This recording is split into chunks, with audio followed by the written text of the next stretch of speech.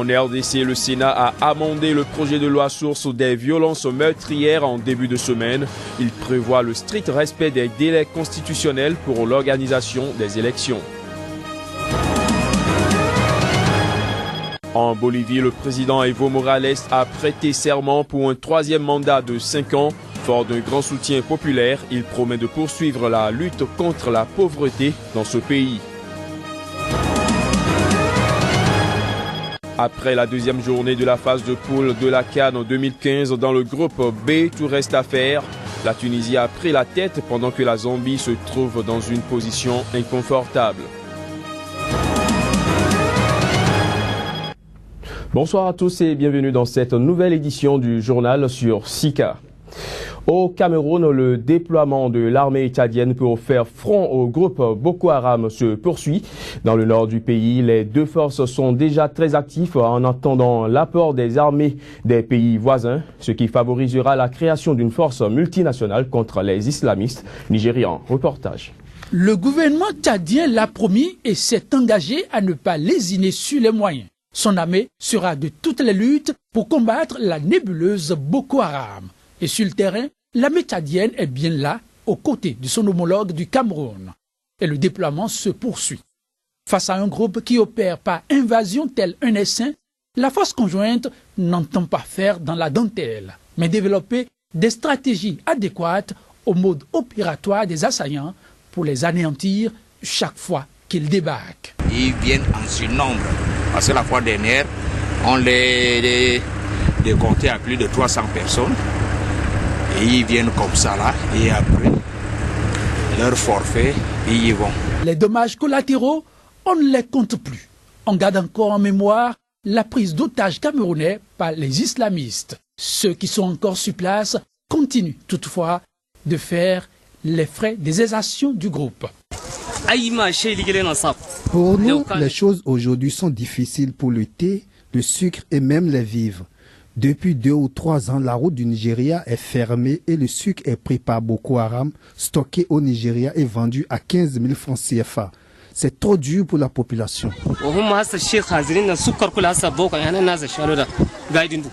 Trop dur, mais pas que pour la population.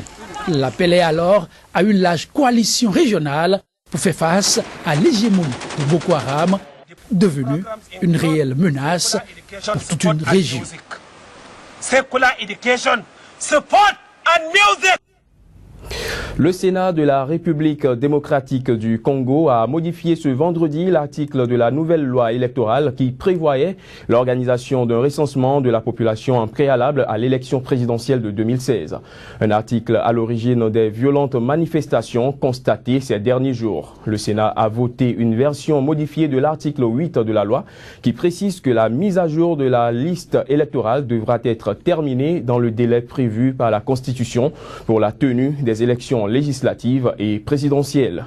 L'adoption de la loi originelle par la Chambre basse du Parlement le week-end dernier, faut-il le rappeler, avait provoqué de violents heurts entre manifestants et forces de l'ordre. Cet amendement opéré par le Sénat congolais devrait calmer la tension qui monte depuis quelques jours dans le pays.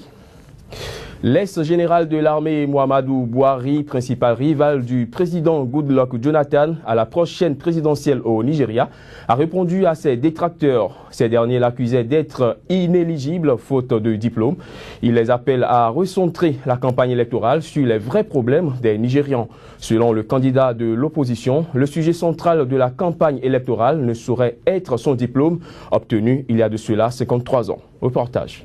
Le Parti démocratique populaire PDP au pouvoir au Nigeria accuse depuis plusieurs semaines l'opposant Muhammadu Buhari de n'avoir jamais obtenu son diplôme de fin d'études secondaires, ce qui le rendrait inéligible selon la constitution nigériane. Muhammadu Buhari a déclaré à la presse mercredi avoir demandé à son école secondaire de l'État de Katsina, dans le nord du pays, de lui fournir un exemplaire du diplôme qu'il s'est engagé à rendre public dès qu'il l'aurait reçu.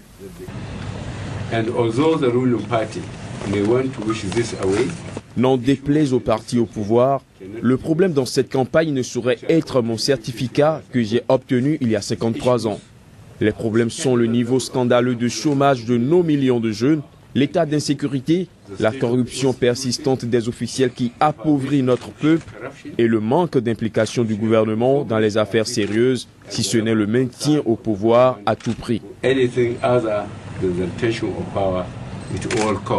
À l'approche des élections législatives et présidentielles, se présentant comme le plus serré depuis le retour de la démocratie au Nigeria en 1999, l'opposant est de plus en plus pris à partie par le camp du président Jonathan sur des questions personnelles.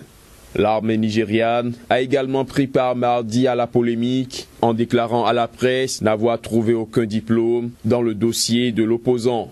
Le Congrès progressiste APC, parti de Buhari, a aussitôt réagi à travers un communiqué accusant le parti au pouvoir de jouer à un jeu dangereux tentant de compromettre l'armée dans le but de satisfaire des ambitions politiques égoïstes. Démarrage bientôt d'un essai clinique étendu dénommé phase 2 et 3 au Libéria, destiné à déterminer l'efficacité de 2 traitements expérimentaux prometteurs contre Ebola. Cette opération est à l'actif des États-Unis en collaboration avec le gouvernement libérien.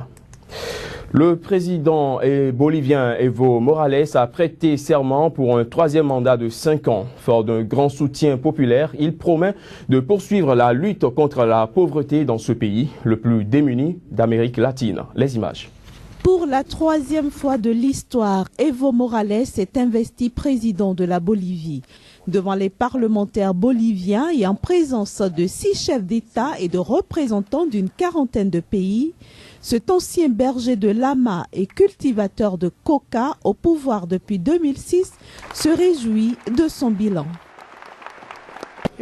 Cette année, la Bolivie a été un des pays d'Amérique latine et des Caraïbes avec la croissance économique la plus importante, 5,5%. Un taux de croissance que le président bolivien promet d'améliorer. Evo Morales s'engage par ailleurs à intensifier pendant les 5 prochaines années la lutte contre la pauvreté et le narcotrafic dans son pays. L'année dernière, nous sommes arrivés à éradiquer 22 000 hectares de coca. Ce sont des chiffres des Nations Unies et de la Communauté économique européenne. Qu'est-ce que cela prouve? Que la nationalisation de la lutte contre le narcotrafic, en corrélation directe avec les pays voisins, a été très importante. Maintenant, nous sommes meilleurs pour combattre le narcotrafic, sans la base militaire de la DEA nord-américaine. Notons que Evo Morales est le plus ancien président en exercice d'Amérique latine. Il a été réélu en octobre dernier avec 61% des voix pour un 3e mandat consécutif. Aux États-Unis, les caméras embarquées sont à l'essai dans plusieurs villes. La mesure vise à restaurer la confiance de la population envers les forces de l'ordre mises à mal après les émeutes de Ferguson. Les images. Policiers et informaticiens réunis pour un hackathon au siège de la police de Seattle. Le défi de cette séance marathon, établir des règles du jeu pour l'usage des mini-caméras par les forces de l'ordre, tout en respectant les données privées des citoyens. Des citoyens prêts à collaborer avec la police pour faire avancer le débat. Avec les événements récents, Ferguson, New York, Ohio, je me suis dit que je pourrais peut-être être proactif, m'impliquer, contribuer un tant soit peu. Après les décisions de ne pas inculper les policiers impliqués dans la mort de Michael Brown et d'Eric Garner, 2 hommes noirs non armés, de nombreuses voix se sont élevées pour réclamer l'usage de caméras embarquées par la police pour lutter contre l'usage excessif de la force. Mais cette nouvelle technologie se heurte à des problèmes juridiques comme la protection des témoins ou des enfants. Les centaines d'heures de vidéos enregistrées présentent aussi des problèmes techniques et logistiques.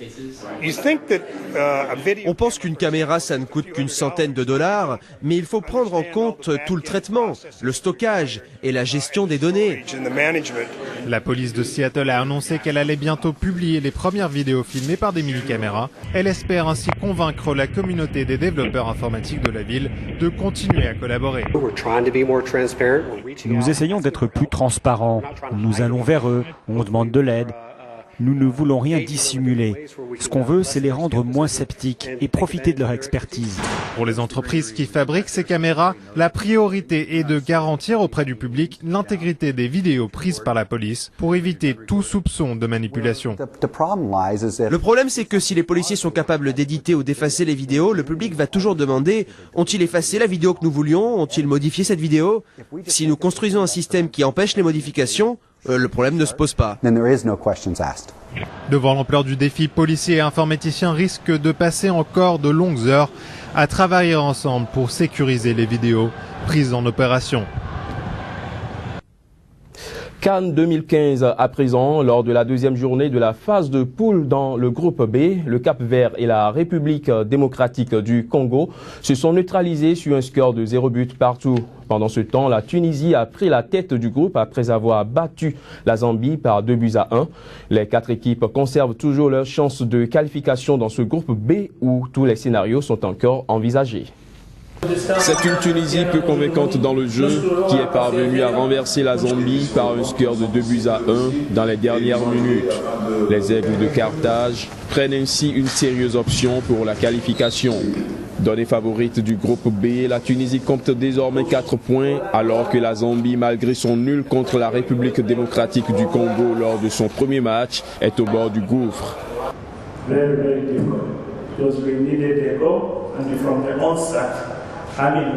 C'est très difficile. J'avais dit à tout le monde hier qu'il nous faut une victoire dans ce match.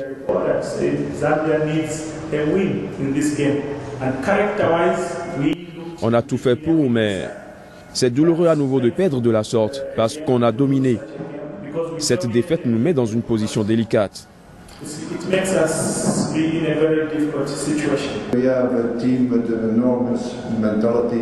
Notre équipe a une grosse mentalité et beaucoup de caractère.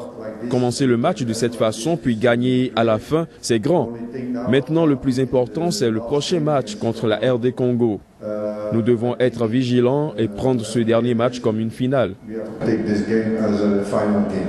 Le Cap-Vert et la République démocratique du Congo se sont séparés sur un triste nul de 0 but partout qui laisse le suspense entier dans ce groupe B de la Cannes 2015. Un match dominé par un essai de prudence entre les deux outsiders de ce groupe qui apparaît comme le moins relevé du tournoi.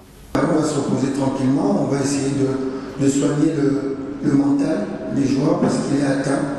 Ça fait 2 matchs qu'on joue, on avait l'impression qu'on doit gagner, on ne gagne pas. Donc voilà, le premier travail, ça sera celui-là.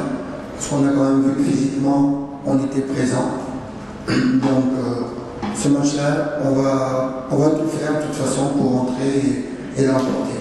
Avec 4 points au compteur, la Tunisie prend la tête du groupe, suivi du Cap-Vert et de la République démocratique du Congo qui totalisent chacun 2 points, pendant que la Zambie ferme la marche avec seulement 1 point. Fin de cette édition, mesdames, messieurs. Merci de nous avoir suivis. L'actualité continue sur Sika.